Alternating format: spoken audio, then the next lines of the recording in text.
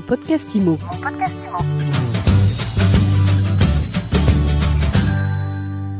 Bonjour et bienvenue dans ce nouvel épisode de mon podcast IMO.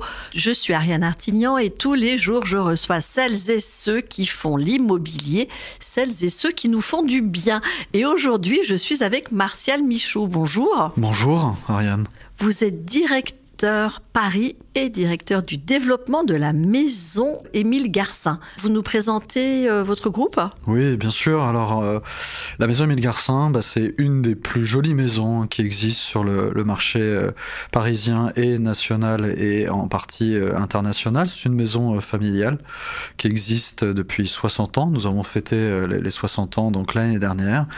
Donc, c'est une maison vraiment familiale avec en entité donc Émile Garcin, donc qui a été le fondateur et qui était un monsieur extrêmement influent sur le marché de l'immobilier dans le sud-est qui est notre berceau et plus particulièrement toute la partie Luberon et Alpille. Puis ensuite Nathalie a énormément suivi les traces de son papa en développant toute la partie avec Emmanuel Garcin et Antoine Garcin, toute la partie de nos régions et Paris particulièrement pour Nathalie Garcin. Voilà. Et moi, je représente en effet la maison Émile Garcin pour toutes les agences parisiennes et toutes les futures nouvelles agences qu'on prévoit d'ouvrir évidemment sur Paris. Racontez-nous un petit peu, c'est quoi votre plan de développement ? Notre plan de développement, c'est qu'on est extrêmement développé sur la partie des régions, même si on vient encore d'ouvrir une agence sur Marseille, qu'on a d'autres perspectives d'évolution sur les régions, mais il était important pour nous, compte tenu de notre notoriété, puisqu'on est vraiment maintenant la dernière maison familiale spécialisée dans le luxe, à être toujours indépendante sur ce marché. Et il s'avère évidemment que Paris s'est énormément uniformisé. Alors il est certes, on a toujours le Triangle d'Or, on a toujours Saint-Germain-des-Prés, on a toujours le centre de Paris avec le Marais par exemple, mais c'est vrai qu'on s'est rendu compte ces dernières années qu'on était amené à faire de nombreuses ventes en fait sur des marchés un peu parallèles, des marchés de report. Donc, c'est-à-dire que certains arrondissements étant devenus très élitistes, comme Saint-Germain-des-Prés, comme le Marais, comme et d'autres, comme le Triangle d'Or, les arrondissements voisins, en fait, ont énormément été impactés dans le bon sens, c'est-à-dire que les gens, en fait, se sont dit que c'était bien peut-être de passer une frontière, de passer dans un 11e arrondissement, dans un 10e, dans un 9e, dans un 8e peut-être plus proche Madeleine, dans un 17e.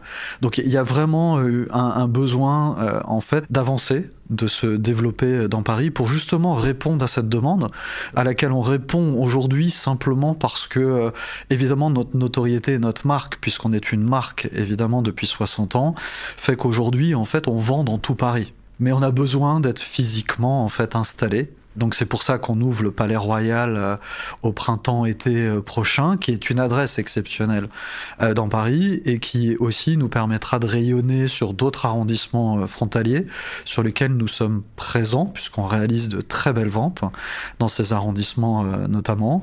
Et puis on a évidemment d'autres perspectives qui sont le 9e, le 16e et d'autres, puisque l'idée c'est vraiment à terme d'avoir une agence quasiment dans tous les arrondissements parisien, pardon. Et alors là, vous y allez, c'est la maison mère qui y va ?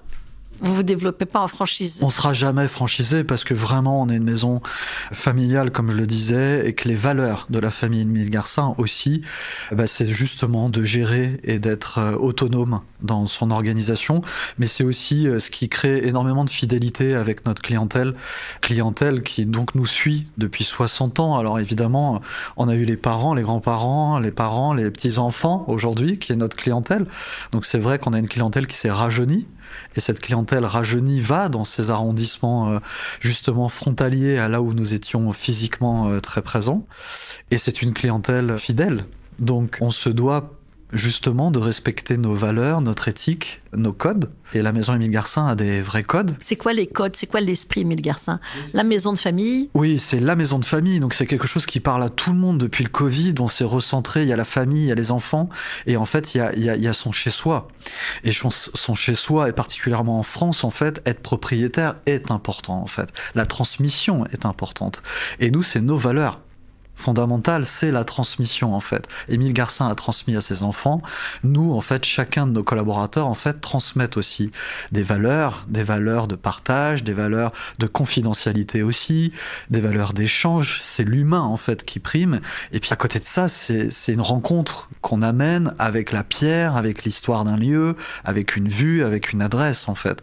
Ça, c'est vraiment les valeurs en fait. Émile Garcin, même si on réalise les plus belles ventes de Paris, on va jamais en fait s'amuser, même si on a très envie de le dire, qu'on réalise les plus belles ventes et qu'on fait les plus belles successions qui existent. Vous voulez pas nous les raconter là? C'est très frustrant quand même, hein? Je sais que c'est très frustrant, mais même pour nous, mais en fait, ce que notre clientèle attend de nous, en fait, c'est justement la confidentialité. Martial Michaud, quel est votre regard sur la crise? Parce que votre clientèle, elle est impactée aussi par la conjoncture. Comment ça se manifeste sur le terrain? Alors, je dirais que c'est un peu particulier de parler de crise pour nous, parce que c'est vrai qu'on a la chance d'avoir une clientèle qui est évidemment un peu différente du marché global. C'est vrai qu'on a cette clientèle qui a vraiment des moyens, parce que c'est des gens du CAC 40, donc c'est des grands chefs d'entreprise, c'est des gens connus, c'est des gens qui ont une réussite professionnelle, sociale, c'est des grandes familles françaises. Donc c'est vrai que j'ai envie de dire qu'on a deux marchés. Nous, la crise, on l'a subie, mais d'une manière différente peut-être de certains de nos confrères, dans la mesure où nous, on n'est pas impacté par les taux de crédit, puisque la majorité de nos dossiers, en fait, sont passés sans condition de prêt ou avec un renoncement de la condition suspensive de prêt. Donc en fait, le vrai sujet, c'est qu'on sent bien que c'est difficile pour nos concurrents. Nous, on a gagné, par exemple, je dirais, un portefeuille de biens qu'on n'avait pas trop, les gens venaient pas naturellement nous voir, en fait, sur des petites surfaces. Et comme on a ce savoir-faire avec les outils de travail que nous offre la maison Émile Garcin, et notre positionnement en France et à l'étranger, et ses clients, donc, qui sont français et aussi très étrangers, font qu'ils sont venus nous voir. Donc on a développé en fait une partie de notre fichier sur des petites surfaces, parce que ces vendeurs sont en attente et ont beaucoup d'espoir sur le fait qu'on arrive à mieux vendre du fait de notre positionnement et de notre fichier client, justement à essayer et à réussir à vendre leur appartement dans les meilleures conditions, là où malheureusement nos confrères ont peut-être eu plus de difficultés. Donc ça, c'est vraiment le marché le plus dur, c'est vraiment le marché du primo-accédant, c'est vraiment le marché de la petite surface, parce qu'il y a eu beaucoup de mise en vente de petites surfaces, et le DPE, le diagnostic des performances énergétiques, nous a énormément impacté sur les petites surfaces. Donc ça, c'est le premier, je dirais, la première tendance, elle est là. Ça, c'est un marché vraiment difficile, mais nous, c'est pas notre cœur de marché. En fait, notre cœur de marché, eh bien, c'est les très beaux appartements, les très belles adresses. Ce sont des lieux d'exception, et ça, c'est notre savoir-faire. Alors, ces gens-là, malheureusement, profitent de la crise, et parfois, on dit toujours que dans les périodes de crise, certains s'enrichissent, et c'est un peu la vérité. Donc l'immobilier reste un refuge pour beaucoup de nos clients et de ces clients-là, en fait, qui sont en attente de lieux d'exception. Et pourtant, d'autres spécialistes du luxe prennent la parole en ce moment en disant que le marché est à la baisse. Et vous êtes un des rares à rester sur cette ligne singulière. Alors, je reste pas sur cette ligne singulière. Évidemment qu'on a un réajustement des prix. Le vrai sujet, c'est de faire des comparaisons sur l'année 2022, qui est une année record pour tout le monde, en fait. Mais c'est pas une année de référence, en fait. Je pense qu'on doit parler aussi, on doit recadrer, resituer un peu le marché sur des années plutôt de 2019-2020, par exemple. 2020, à mon avis, est une bonne année de référence. Et par exemple, la maison Émile Garcin a fait plus 10% par rapport à ces années-là, qui sont des années de croisière, en fait.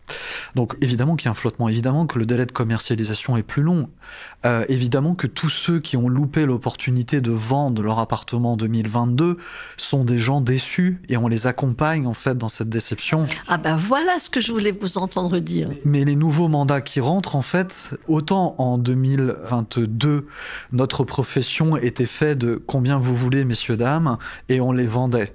Aujourd'hui, notre profession qui est très technique, en fait, nous sommes enfin écoutés par justement nos vendeurs qui ont conscience et qui sont extrêmement informés par vous, les journalistes, par les outils de travail qu'on peut avoir par ailleurs. Donc c'est vrai qu'ils sont très à l'écoute, voilà. Et on se sent enfin vivant et professionnellement intéressant. Voilà. Mais les appartements se vendent. Je peux vous citer des exemples d'appartements qu'on a vendus en une visite, par exemple, parce que le prix était justifié, que la qualité du bien, la vue. Donc c'est possible encore de se retrouver dans ce cas de figure, mais ce n'est pas une généralité, bien évidemment.